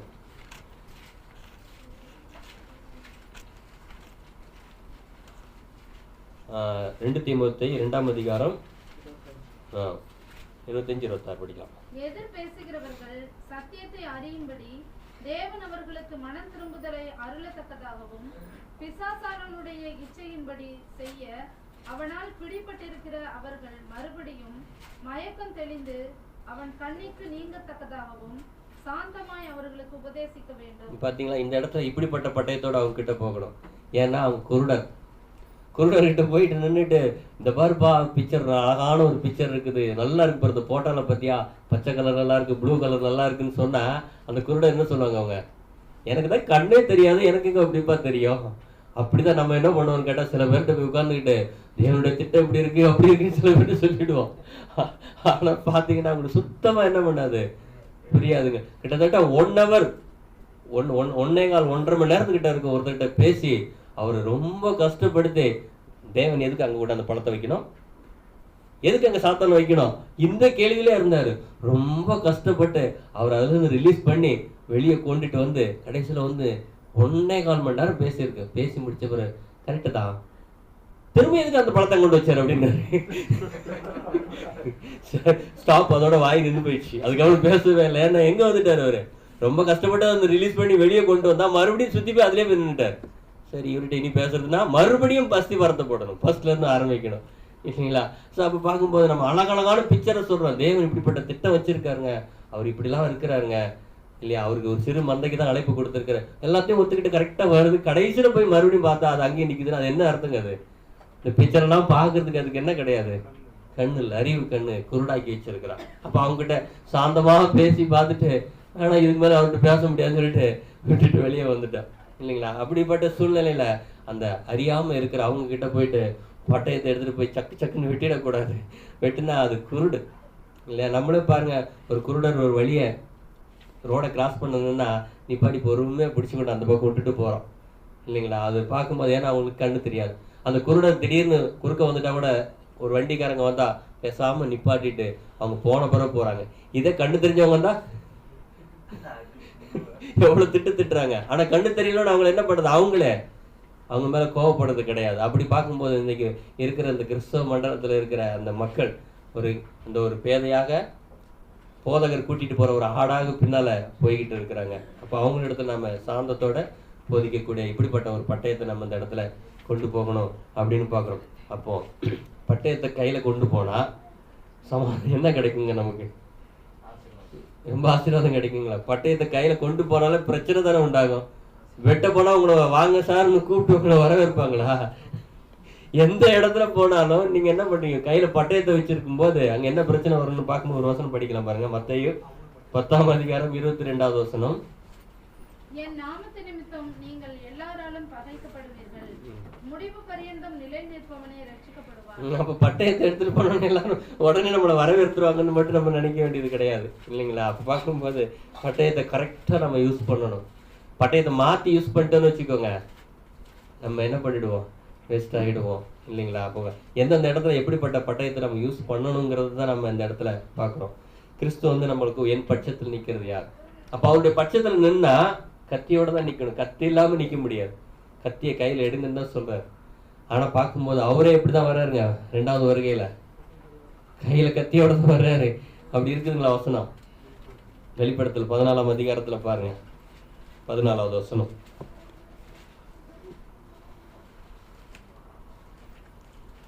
பின்பு நான் பார்த்தபோது இதோ வெண்மையான மேகத்தையும் அந்த மேகத்தின் மேல் மனுஷகுமாரனுக்கு ஒப்பானவராய் தமது சிரசின் மேல் பொற்கிரீடத்தையும் தமது கையிலே கருப்புள்ள அறிவாளையும் உடைய ஒருவர் உட்கார்ந்திருக்கிறதையும் கண்டேன். அவரும் கத்தியோட தான் அவர் வர்றாரு, சும்மா வரல இல்லைங்களா?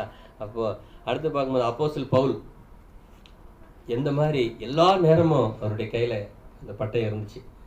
சரி, ராஜாவுக்கு முன்னால போய் நிக்குத, பேசாம கையை கட்டி நின்றுடுவோம், இவர்கிட்ட எதுவும் பேசக்கூடாதுன்னு ராஜா கிட்ட கூட கத்தியை யூஸ் பண்ணியிருக்காரு பட்டயத்தை.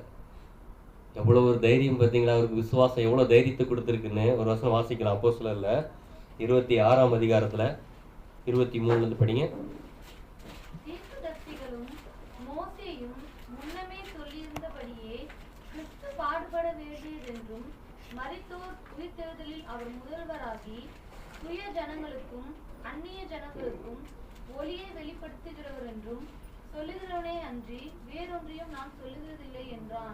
அடுத்த வசனம். இவ்விதமாய் அவன் தனக்காக உத்தரவு சொல்லுகையில் பெஸ்து உரத்த சத்தமாய், பவுலே, நீ பிதற்றுகிறாய், அதிக கல்வி உனக்கு பைத்தியம் உண்டாக்குகிறது என்றான். எந்த இடத்துல பட்டயத்தை யூஸ் பண்ணும்போது அவருக்கு என்ன பதில் கிடைக்குங்க? அவருக்கு அங்க கரெக்டா யூஸ் பண்றாரு அந்த பட்டயத்தை.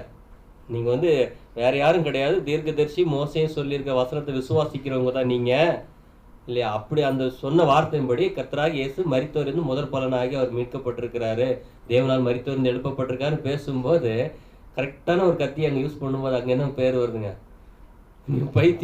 பைத்தியம் ஆயிட்டுன்னு சொல்லி அங்க பதில் கொடுக்குறாங்க இல்லைங்களா? அடுத்து பார்க்கும்போது ராஜா கிட்ட பேசுறாரு. இப்போ அடுத்து படிங்க.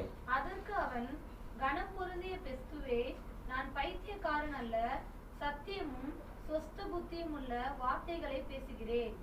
இந்த சங்கதிகளை ராஜா அறிந்திருக்கிறார், ஆகையால் தைரியமாய் அவருக்கு முன்பாக பேசுகிறேன். இவைகளில் ஒன்றும் அவருக்கு மறைவானதல்லவென்று எண்ணுகிறேன். இது ஒரு மூலையிலே நடந்த காரியம் அல்ல. அகிரிப்பா ராஜாவே, தீர்க்கதரிசிகளை விசுவாசிக்கிறீரா? விசுவாசிக்கிறீர் என்று அறிவேன் என்றான்.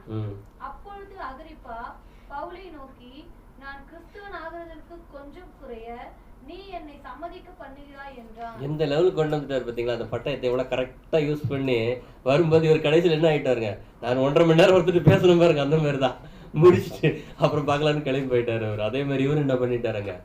கிளம்பி போயிட்டாரு இல்லையா? அப்ப ராஜாவாச்சே அந்த இடத்துல நம்ம பட்டயத்தை யூஸ் பண்ணக்கூடாதுன்னு கிடையாது. எந்த இடத்துலையுமே தன்னுடைய பட்டயத்தை அவர் கட்டிக்கிட்டு தான் இருந்தார். அதனாலதான் அவர் கூப்பிடும் போது என்ன சொல்லியிருந்தார் தேவன்? அவரை இயேசு கிறிஸ்து என் நாமத்தின் மீது ராஜாவுக்கு முன்னால போய் நிக்கணும்னு சொல்லி அவர் அங்க கூப்பிட்டு இருந்தார் இல்லைங்களா?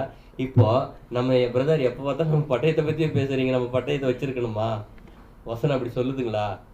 வாசிக்கலாம் பாருங்க ஒரு வசனம். 2 தீமோத்தேயு புத்தகம் 2ஆம் அதிகாரம் 1 படிங்க. ஆகையால் என் குமாரனே, நீ கிறிஸ்து இயேசுவில் உள்ள கிருபையில் பலப்படு. அநேக சாட்சிகளுக்கு முன்பாக நீ என்னிடத்தில் கேட்டவைகளை மற்றவர்களுக்கு போதிக்கத்தக்க உண்மையுள்ள மனுஷர்களிடத்தில் ஒப்புவி. நீயும் இயேசு கிறிஸ்துவுக்கு நல்ல போர் சேவகனாய் தீங்கு அனுபவி. சேவகன் என்ன வச்சிருப்பாருங்க? போர் சேவகர். போர் பண்ண போற கையில பூ எடுத்துட்டு போவாருங்களா? கையில பட்டயத்தை எடுத்துக்கிட்டு தான் போர் சேவகர் இருப்பாரு. அப்ப நாம கூட யாருன்னு பார்க்கும்போது ஒரு போர் சேவகர். போர் சேவகருடைய கையில பட்டயம் இருக்கணும், ஆனா அவருக்கு என்னதான் கிடைக்கும்? பலனுங்க தீங்கு தான் கிடைக்கும்னு சொல்லி சொல்றாரு. அடுத்து பார்க்கும்போது அடுத்த வசனம் படிங்க. தண்டில் சேவகம் பண்ணுகிற எவனும் தன்னை சேவகம் எழுதி கொண்டவனுக்கு ஏற்றவனாய் இருக்கும்படி பிழைப்புக்கு அடுத்த அலுவல்களில் சிக்கிக் கொள்ள மாட்டான். அப்போ அந்த தண்டில சேவகம் அந்த ராணுவத்துல பணிபுரிகிற யாவரும் தன் மேல் அதிகாரி என்ன சொன்னாரோ அது அந்த இடத்துல மட்டும்தான் பட்டயத்தை யூஸ் பண்ணுவார். எல்லா இடத்துலயும் அவர் என்ன பண்ண மாட்டாரு? பட்டயத்தை யூஸ் பண்ண மாட்டார் இல்லைங்களா? அதுதாங்க சொல்றாரு. அவருக்கு ஏற்றவரா இருக்கும்படி இருக்கணும்னு சொன்னா அவர் சொல்ற இடத்துல கரெக்டா வெட்டணும். இந்த இடத்துல வெட்டணும், இந்த மாதிரி வெட்டணும், இந்த இடத்துல இப்படி வெட்டணும், மாத்தி வெட்டிடக்கூடாது. இருந்தா தான் நம்ம அந்த போர் சேவகராக நம்ம இருக்க முடியும் இல்லையா? அடுத்த வசனம் படிங்க. மேலும் ஒருவன் மல்யுத்தம் பண்ணினாலும் சட்டத்தின்படி பண்ணாவிட்டால் முடி சூட்டப்படான். இதுதான் பொருள். எதையும் கரெக்டான சட்டத்தின்படி செய்யணும். சட்டத்துக்கு உட்பட்டு தான் எல்லாத்தையும் செய்யணும் இல்லைங்களா? இது இந்த சட்டத்தை விட்டுட்டு மேலே வந்துட்டோம்னா வேற மாதிரி யோசனையை தேவன்கிட்ட கொண்டு போகிறது. நான் நிறைய ஊழியம் செஞ்சுட்டேன் ஏற்றுக்கோங்கன்னு ஒரு யோசனையோட போகிறது. அது சட்டம் கிடையாது. அது சட்டத்துக்கு உட்பட்டு நிறைய ஊழியம் செய்வது சந்தோஷமான காரியம், ஆனால் அது சட்டத்துக்கு உட்பட்டு செய்யணும். சகோதரத்தில் அன்பு கூறுன்னு சொல்லியிருக்கு. அந்த ஒரு பட்டயத்தை வச்சுதான் அந்த ஊழியத்தை செய்யணும். அன்பு கூறாம நான் 1000 பேரை ஆதாயப்படுத்திட்டேன்னு சொன்னா அந்த இடத்துல அந்த பட்டயம் என்ன ஆயிடுதுங்க, இப்போ சட்டத்தின்படி இல்லை, அது சட்டத்துக்கு புறம்பா இருக்குது. அப்ப அந்த சட்டத்துக்கு உட்பட்டு தான் அந்த ஒரு பட்டயத்தை நம்ம யூஸ் பண்ணணும். அந்த சட்டத்தை மீறி நம்ம யூஸ் பண்ணணும்னு சொன்னா போர் சேவகனா நம்ம இருக்கலாம், ஆனா முடிசூட்டப்பட மாட்டோம். கரெக்டான இடத்துல கரெக்டான சூழ்நிலை கரெக்டா யூஸ் பண்ணணும் இல்லைங்களா? அப்போ நமக்கு இந்த இடத்துல என்ன தேவை இருக்கும்போது சத்தியத்துடைய அறிவு, அந்த ஒரு தெளிவு, எதை எப்படி செய்யணும், தெளிந்த புத்தியாக இருந்து சரியான இடத்துல சரியான பட்டயத்தை நம்ம யூஸ் பண்றவங்களா, குடும்பத்துல இருக்கிறவங்க குடும்பத்துல எப்படி நடக்கணும், வேலை ஸ்தலத்துல எப்படி இருக்கணும், எல்லா இடத்துலையும் சரியாக அந்த பட்டயத்தை சட்டத்துக்கு உட்பட்டு நம்ம யூஸ் பண்ணாதான் முடிசூட்டப்படுவோம்.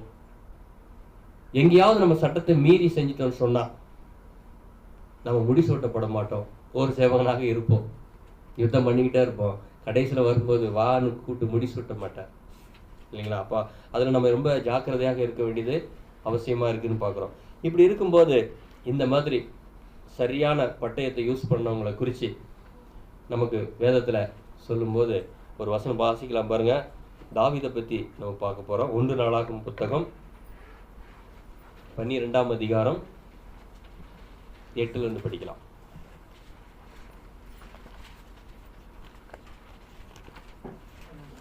1 நாளாகமும் 12ஆம் அதிகாரம் 8. ஆத்தியரில் பரிசையும் ஈட்டியும் பிடித்து சிங்கமுகம் போன்ற முகமும் மலைகளிலிருந்து வெளிமான் வேகம் போன்ற வேகம் உள்ளவர்களாயிருந்து யுத்த சேவகரான பராக்கிரமசாலிகள் சிலரும் வனாந்தரத்தில் உள்ள அரணான இடத்தில் இருக்கிற தாவீது பட்சமாய் சேர்ந்தார்கள். தாவீதின் பட்சத்துல சேர்ந்தவங்க எப்படிப்பட்டவங்களா இருந்தாங்க அப்படின்னு மேல சர்டிபிகேட் கொடுக்குறாரு பாத்தீங்களா? சிங்க முகம் அதிகாரம் இல்லையா? சிங்க முகம் போன்ற முகமும் வெளிமான் வேகம், மான போல வேகமா ஓடக்கூடியவங்க. அப்ப இந்த யுத்த வீரர்கள் எப்படி இருக்காங்க? அதிகாரத்தை கரெக்டா யூஸ் பண்றவங்களாகவும் இருக்கிறாங்க. அடுத்து பார்க்கும்போது வெளிமான் போல வேகமா தன்னுடைய ஓட்டத்தை கரெக்டா ஓடுறவங்களாக இருக்கிறாங்க இல்லைங்களா? அந்த பட்டயத்தை கரெக்டா யூஸ் பண்ணவங்க. அவங்க எங்க வந்து சேர்றாங்க இல்லையா? யுத்த சேவகரான பராக்கிரமசாலிகள், யுத்த சேவகர் பராக்கிரமசாலிகள் எங்க வந்துட்டாங்கன்னா தாவீதின் பட்சம் வந்து சேர்ந்திருக்காங்க. அப்ப அவங்களுக்கு கொடுத்த சர்டிபிகேட் என்னங்க? தனக்கு கொடுக்கப்பட்ட அந்த பட்டயத்தை கரெக்டா யூஸ் பண்ணவங்க தான் தாவீது கிட்ட வந்திருக்கிறாங்க இல்லைங்களா? அடுத்தது பார்க்கும்போது வெளிமான் போல ஓடுனவங்க, சரியாக அந்த ஓட்டத்தை ஓடுனவங்க, சட்டத்தின்படி அதை செய்து முடித்தவங்க. அடுத்து பார்க்கும்போது யுத்த சேவகர்னு அவங்க பேர் பெற்றிருக்காங்க. மாத்தி பண்ணிட்டா அவங்க யுத்த சேவகர் கிடையாது இல்லைங்களா? கரெக்டா பயன்படுத்தினவங்கள யுத்த சேவகராக தாவீது வந்து சேர்றாங்க. அப்படி இருக்கும்போது தாவீது அவங்கள சேர்த்துக்கிட்டார். இப்ப அடுத்துல பார்க்கும்போது 17ஆவது வசனம் படிக்கலாம்.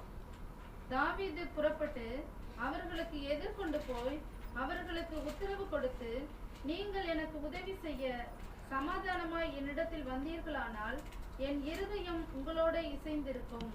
என் கைகளில் கொடுமை இல்லாதிருக்க என்னை என் சத்துருக்களுக்கு காட்டிக் கொடுக்க வந்தீர்களே ஆகில் நம்முடைய பிதாக்களின் தேவன் அதை பார்த்து கண்டிப்பாராக என்றார். பாருங்க எவ்வளவு தெளிவா சொல்றாரு பாருங்க. எதிர்கொண்டு போய் கூப்பிடுறாரு, வாங்கன்னு கூப்பிட்டுட்டு உத்தரவு கொடுத்து, நீங்கள் எனக்கு உதவி செய்ய சமாதானமா இருந்தால் என்னிடத்தில் வந்தீர்களானால், என்னுடைய சித்தத்தை கரெக்டா நீங்க செஞ்சீங்கன்னா என் இருதயம் உங்களோட இசைந்திருக்கும் அப்படி சொல்றாரு. அடுத்தது 18 படிங்க, அது இன்னும் ரொம்ப தெளிவா சொல்றாரு பாருங்க. அப்பொழுது அதிபதிகளுக்கு தலைவனான அமாசாயின் மேல் ஆவி இறங்கினதினால் அவன், தாவீதே, நாங்கள் உம்முடையவர்கள், ஈசாயின் குமாரனே உமது பட்சமாய் இருக்கும். பாருங்க அங்க சர்டிபிகேட் கொடுக்குறதுன்னா தேவ ஆவி சர்டிபிகேட் கொடுக்குது. பரிசுத்த ஆவி இறங்கி ஒரு தேவ மனுஷன் அங்க வந்து பேசுறாரு. பரிசுத்த ஆவி நமக்கு என்னன்னு பாக்குறோங்க? சத்தியம் இல்லைங்களா? சத்தியம் நம்ம கரெக்டா சாட்சி கொடுக்கணும். அது கொடுக்குது பாருங்க எப்படின்னு. உமக்கு சமாதானம் சமாதானம், உமக்கு உதவி செய்கிறவர்களுக்கும் சமாதானம், உம்முடைய தேவன் உமக்கு துணை நிற்கிறார் என்றார். அப்பொழுது தாவீது அவர்களை சேர்த்து கொண்டு அவர்களை தண்டுக்கு தலைவராக்கினார். பாருங்க கரெக்டா ஓடினவங்க தான் அங்க தண்டுக்கு தலைவராக்க முடியும் இல்லைங்களா? கரெக்டா யூஸ் பண்ணவங்கள தான் அங்க சொல்றாரு. தேவ ஆவி சர்டிபிகேட் கொடுக்குது எப்படின்னா, ஈசாயின் குமாரே உமது பட்சமா இருப்போம், உமக்கு சமாதானம் சமாதானம், உமக்கு உதவி செய்கிறவர்களுக்கும் சமாதானம், உம்முடைய தேவன் உமக்கு துணை நிற்கிறார் என்றார். அப்பொழுது தாவீது அவர்களை சேர்த்து கொண்டு, பரிசுத்த ஆவி அங்க சர்டிபிகேட் கொடுக்குது. வேத வசனம் நமக்கு கரெக்டாக சர்டிஃபிகேட் கொடுக்கணும், நம்ம எதை கரெக்டாக செய்கிறோன்னு. கொடுத்தா தான் அங்கே என்ன பண்ண கடைசி அங்கே என்ன கிடைச்சிருங்க, அவர்களே தண்டுக்கு தலைவராக்கினார். தேவனுடைய ராஜ்யத்தில் நமக்கு 1000 பேருக்கு அதிபதி, 100க்கு அதிபதி, லட்சத்துக்கு அதிபதி, கோடி கிடையாது இல்லைங்களா? அப்படிப்பட்ட ஒரு அதிபதியாக தேவன் அங்கே மாற்றத்துக்கு ரெடியாக இருக்கிறார். ஆக இந்த யுத்த களத்தில் கரெக்டாக நம்ம என்ன பண்ணணுமா, நம்முடைய காரியத்தை நம்ம சரியாக செய்யணும். கொடுக்கப்பட்ட சூழ்நிலையில், கொடுக்கப்பட்ட காலத்தில் நம்ம கரெக்டாக அந்த பட்டயத்தை யூஸ் பண்ணணும். இப்போது பட்டயம் இல்லாமல் இருந்திருந்தா, இந்த லேவி கோத்திரம் மட்டும் அவர் கூப்பிடும்போது கூட வராமல் இருந்தால் என்ன நடந்திருக்குங்க? தேவனுடைய வழி நடத்தல் கம்ப்ளீட்டாங்க இல்லாமல் போயிட்டுருக்கோம், எல்லாத்தையும் கம்ப்ளீட்டாக இதாகிட்டு இருக்கும் இல்லைங்களா? அவங்க ஒரு கூட்டம் கூட வந்த உடனே அங்கே என்ன நடந்துச்சுன்னு கேட்டால், நெக்ஸ்ட் அவங்கள தேவன் வழி நடத்த ஆரம்பிச்சிட்டார். மத்தியஸ்தர் மூலமாக இனிமேல் ஃபார்மேட் பண்ண ஆரம்பிச்சிட்டார். ஃபார்மேட் பண்ணி இப்படி தான் இருக்கணும் அப்படின்னு சொல்லிட்டு மறுபடியும் தேவன் அவங்க வழி நடத்துறதுக்கு காரணமாக இருந்தவங்க யாருன்னு பார்த்தீங்கன்னா, இந்த பட்டயத்தை கரெக்டாக யூஸ் பண்ணவங்க தான். அப்போ இப்போ தேவன் நம்ம இந்த உலகத்தில் இருக்க எல்லா மக்களையும் வழி நடத்துறதுக்கு ரெடியாக இருக்கிறார். ஆனால் இப்போதைக்கு பட்டயத்தை நம்ம கையில் எடுத்தால் தான் அங்கே அந்த லேவி கோத்திரம் எப்படி வந்துட்டாங்கன்னா, ஆசாரியர்களாக அங்கே தேவனுடைய ஊழியம் செய்கிறவர்களாக அங்கே பிரித்து எடுக்கப்படுறாங்க. அப்போ தேவனுடைய சிருஷ்டியில முதற் பலனாக தேவன் நம்ம பிரித்து எடுக்கணும்னு சொன்னால் பட்டயம் நம்ம கையில் எப்போதும் என்ன பண்ணணும், இருக்கணும் அப்படிங்கிறத நம்ம பார்க்குறோம். அடுத்து பார்க்கும்போது அந்த யாத்திராகமத்தில் இன்னொரு வசனம் பார்த்திக்கலாம். 32ஆம் அதிகாரத்தில் 29வது வசனம். கர்த்தர் இன்றைக்கு உங்களுக்கு ஆசீர்வாதம் அளிக்கும்படி இன்றைக்கு நீங்கள் அவனவன் தன் தன் மகனுக்கும் சகோதரனுக்கும் விரோதமாய் இருக்கிறதினால் கர்த்தருக்கு உங்களை பிரதிஷ்டை பண்ணுங்கள் என்று மோசே சொல்லியிருந்தார். பாருங்க, கரெக்டா சாட்சி கொடுக்கிறாரு. நீங்க அவனவன் தன் மகனுக்கும் சகோதரனுக்கும் விரோதமா இருக்கிறதுனால.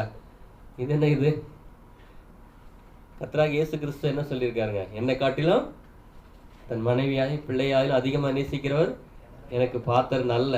அப்படி இருந்தீங்கன்னு சொன்னா அங்க என்ன சொல்றாரு? இப்போ உங்களை நீங்க கர்த்தருக்கு உங்களை பிரதிஷ்டை பண்ணுங்க. இதெல்லாம் ஒத்துக்கிறீங்களா? பிரதிஷ்டை பண்ணுங்க அப்படின்னு சொல்றாரு இல்லைங்களா? அப்போ அதோட பொருள் என்ன இருக்குங்க? உங்களை பிரதிஷ்டை பண்ணணும்னா நீங்க என்ன பண்ணணும்? எவராவது ஒருவர் என்னிடத்துல எல்லாரையும் விட என்னை அதிகமா நேசிக்கலாம், எனக்கு பாத்திரம் நல்ல அப்படின்னு சொல்ற வார்த்தையை இங்க கொண்டுட்டு வர்றாரு. அடுத்தது பார்க்கும்போது கர்த்தருடைய பட்சத்தில் நம்ம இருக்கிறோமாங்கிறதுக்கு நாமே சில காரியங்களை ஆராய்ந்து பார்க்கலாம். நாம் தேவனுடைய பட்சத்தில் இருந்தா நம்முடைய மனது எப்படி இருக்கும், நம்முடைய யோசனைகள் எப்படி இருக்கும் அப்படிங்கிறத சில ஒரு 5-6 பாயிண்ட் கொடுக்கணும் பாருங்க. சத்தியத்தின் அறிவுல நாம் என்ன பண்ணுவோம்? விழித்திருப்போம். விழித்திருக்கிறவர்கள் பாக்கியவான்கள். அப்போ அவருடைய வருகையின் போது சத்தியத்தின் அறிவுல விழித்திருக்கணும். அப்போ அவருடைய பட்சத்தில் நாம் இருக்கிறோம்னு சொன்னா சத்தியத்தின் அறிவு நமக்கு தெளிவா இருக்கும். அப்போ நம்ம விழித்திருக்கிறோன்னு சொல்லி அர்த்தம். அடுத்து பார்க்கும்போது விசுவாசம் உள்ளவங்களா இருப்போம். எந்த விசுவாசம்னு சொல்லும்போது நம்முடைய வாழ்க்கையில் ஒவ்வொரு சூழ்நிலையிலும் பட்டயத்தை கரெக்டாக யூஸ் பண்ண அந்த ஒரு விசுவாசத்தோட நிலைத்திருப்போம். அடுத்து பார்க்கும்போது தேவனுக்கு நன்றி சொல்லுறவர்களாக இருப்போம். தகுதி இல்லாத நம்மை கொண்டு வந்து வச்சிருக்கார் தேவன். நம் தேவனுக்கு நன்றி சொல்லுறவர்களாக அவருடைய பட்சத்தில் இருந்தால் இருப்போம். அடுத்து பார்க்க மற்றவர்களை மன்னிக்கிறவர்களாக இருப்போம். இது பார்த்தீங்கன்னா என்ன பதில் இப்படி சொல்றீங்கன்னா, அப்போ அந்த கண்டுக்குட்டி வழிபடுறவங்க கிட்ட இதெல்லாம் என்ன கிடையாதுங்க? கிடையாது. உலக போதனைக்குள்ள இதெல்லாம் இருக்குங்களா? மன்னிக்கிறவர்களாக இருப்போம். அடுத்து பார்க்கும்போது விட்டு கொடுக்கிறவர்களாக இருப்போம். இதெல்லாம் பார்க்கும்போது விக்கிரக வழிபாட்டில் இதெல்லாம் கிடையாது. மோசே வரும்போது ஜனங்க இருந்தாங்க பாருங்க, அவங்கள கிடையாது. பிரித்தெடுக்கப்பட்டவர்களுடைய நிலைமை தான் இப்படி இருக்கணும். அடுத்து பார்க்கும்போது தேவனிடத்துல முழு மனதோட அன்பு கூறுவர்களாக இருப்போம். அதுதான் அவருடைய பட்சத்தில் இருக்கிறதுக்கு அடையாளமா இருக்கு. எந்த சூழ்நிலையிலும் தேவனிடத்துல அன்பு கூறுறது இல்லைங்களா? அதுதான் நம்முடைய முழு மனசா இருக்கணும். அடுத்து பார்க்கும்போது உபத்திரவத்துல பிரியப்படுறவர்களாக இருக்கும். அப்போஸ்தலர் பவுல்லாம் பார்க்கும்போது உபத்திரவத்தில் என்ன பண்ணியிருக்காரு? அவர் பிரியப்படுறவரா இருந்திருக்கிறார். கர்த்தராகிய இயேசு கிறிஸ்து கூட உபத்திரவம் வரும்னு தெரிஞ்சு கூட என்ன பண்றாங்க? போறாரு. சந்தோஷமாக தேவனுடைய சித்தத்துக்கு தன்னை அர்ப்பணிக்கிறாங்க. அப்படி இருந்தோம்னா நாம் தேவனுடைய பட்சத்துல இருப்போம். அப்புறமா எந்த நிலையில இருந்தாலும் மனரம்யமா இருப்போம். நாம் எந்த சூழ்நிலையில இருந்தாலும் மனரம்யமாக, நம்ம குடும்பத்துல வேலை ஸ்தலத்துல நமக்கு எஜமானா இருக்கிறவர் எவ்வளவு கஷ்டப்படுத்தினாலும் மனரம்யமா இருப்போம். ஏன்னா இந்த அதிகாரம் தேவனால் நியமிக்கப்பட்டிருக்குது. நான் அதுக்கு உட்பட்டு இருப்பேன், தேவன் என்னை வழி நடத்துவார் இல்லைங்களா? மனரம்யமா இருப்போம். இல்லைன்னா என்ன இந்த மனுஷன் இப்படி பண்றாரு, என்ன இந்த ஓனர் இந்த மாதிரி பண்ணிக்கிட்டு இருக்காருன்னு நமக்கு என்ன பண்ணுவோம், டென்ஷன் உண்டாகிக்கிட்டு இருக்கோம். ஆக பார்க்கும்போது நமக்கு மேல அந்த அதிகாரத்தை தேவன் தான் நியமிச்சு வச்சிருக்காரு. தேவன் சொல்ற விதமா நம்ம கரெக்டா இருந்தோம்னு சொன்னா தேவன் அந்த இடத்துல நம்மளை சரியா வழி நடத்துவார் இல்லைங்களா. எந்த நிலையில இருந்தாலும் மனரம்யம், வீட்டுல வந்தாலும் நமக்கு மனரம்யம், எல்லாமே ஆப்போசிட்டான சூழ்நிலையா இருக்கும், மனரம்யமா இருக்கும். நம்ம நினைச்ச சாப்பாடு கிடைக்காது, மனரம்யமா இருப்போம். நம்ம இப்படிலாம் சாப்பிடணும் வந்தா கடைசியில் இந்த மாதிரி சாப்பாடு வச்சிருக்கேன், மனரம்யமா எடுத்துக்கொள்வோம். எந்த நிலையில இருந்தாலும் இல்லைங்களா, எந்த சூழ்நிலையில இருந்தாலும், சபையில வந்தாலும் மனரம்யம், என்னை மற்றவங்க மதிக்கணும், அது இல்லை, தேவன் என்ன மதிச்சா போகணும் இல்லைங்களா, மனுஷனுக்கு பிரியமா இருக்கணும், அதெல்லாம் கிடையாது. எந்த நிலையில இருந்தாலும் மனரம்யமாக தேவன் என்னை எப்படி நடத்தினாலும் உங்களுக்கு ஸ்தோத்திரம்னு சொல்லி அந்த மனரம்யமாக இருக்க நம்ம இருக்கிறவங்களாக இருப்போம் அவருடைய பட்சத்தில் இருந்தா. அடுத்து பார்க்கும்போது எல்லாத்துக்காகவும் நம்ம வாழ்க்கையில் நடக்கிற ஒவ்வொரு சூழ்நிலைக்காக நம்ம தேவனுக்கு நன்றி சொல்லுவோம்.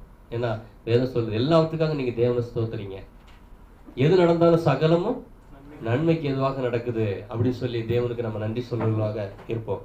அடுத்து பார்க்கும்போது தேவனுடைய சித்தத்தின்படி அவருடைய வேலையை கூட நம்ம செய்கிறவர்களாக இருப்போம். ஆக பார்க்கும்போது அடுத்து பார்க்கும்போது இப்போ எபேசியர் 6ஆம் அதிகாரம் 17வது வசனம் படிக்கலாம்.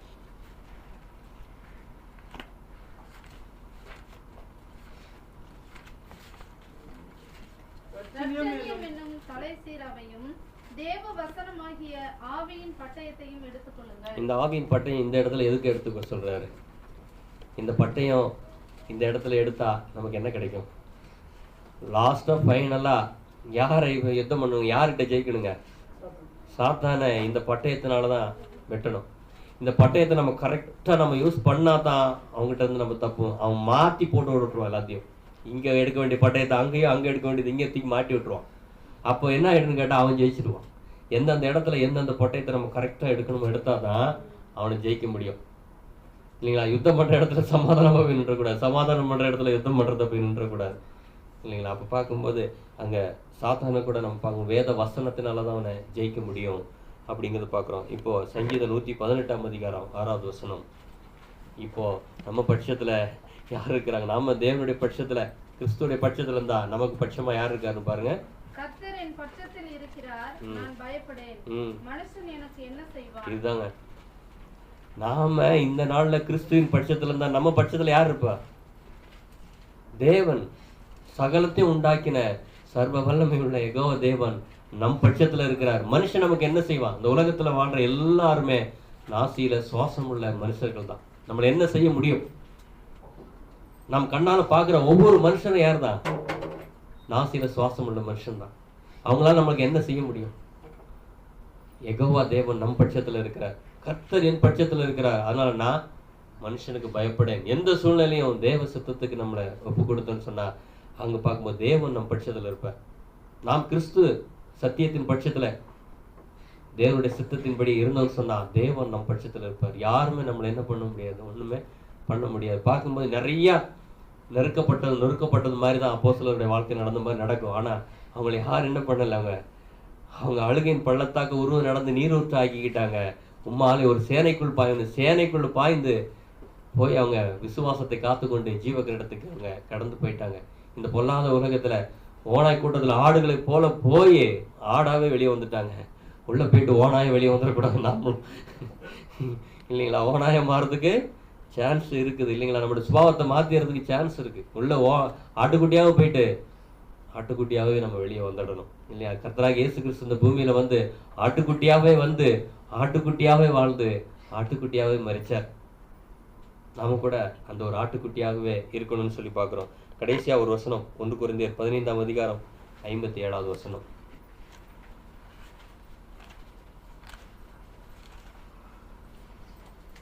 நம்முடைய கர்த்தராகிய இயேசு கிறிஸ்துவினாலே நமக்கு ஜெயம் கொடுக்கிற தேவனுக்கு ஸ்தோத்திரம். ஸோ நமக்கு பார்க்கும்போது நம்ம இந்த யுத்தம் பண்ணினாலும் ஜெயம் நமக்கு நிச்சயம் உண்டு. எதுல இருந்து நமக்கு ஜெயம் கிடைக்கணுங்க? நம்ம கஷ்டத்துல இருந்து ஜெயம் கிடைக்கணுமா? பிரச்சனையில இருந்து ஜெயம் கிடைக்கணுமா? எதுல கிடைக்கணும்? பாவம் மரணத்திலிருந்து நமக்கு ஜெயம் கிடைக்கணும். பாவத்திலிருந்து ஜெயம் கிடைச்சா மரணமே ஒரு கூரைங்க, அந்த வார்த்தை அங்க நிறைவேறும். அப்போ மரணம் நம்ம இடத்துல பலன் செய்யக்கூடாது. மரணம் நம்மளை பார்த்து நீ இதுக்கு பாத்திரன்னு சொல்லக்கூடாது. மரணம் ஜீவனால விழுங்கப்படணும். மரணத்தின் தன்மை நமக்குள்ள இருக்கிற மரண சுபாவம் நீங்கி ஜீவனுக்குரிய சுபாவம் நமக்குள்ள வரணும். அந்த சுபாவம் வரணும்னா கர்த்தராகிய இயேசு கிறிஸ்து மூலமாக தேவன் நமக்கு ஜெயம் கொடுப்பார். எதுலேருந்து ஜெயம் கொடுப்பார்னா மரணத்திலிருந்து நமக்கு ஜெயம் கொடுப்பார். ஸோ நம்ம எதுக்காக அழைக்கப்பட்டோம்? அப்போ நம்ம வெற்றி சிறக்கணும்னு சொன்னால் இந்த பட்டயத்தை எடுத்து சரியான விதத்தில் கிறிஸ்துவுடைய போர் சேவகராக இருந்து நம்ம யுத்தம் பண்ணி நம்ம ஒரு நாள் கர்த்தராகிய இயேசு கிறிஸ்து மூலம் முற்றிலும் நம்ம ஜெயம் கொள்ளுகிறவர்களாக இருந்து தேவன் நமக்கு ஜெயம் கொடுப்பார்.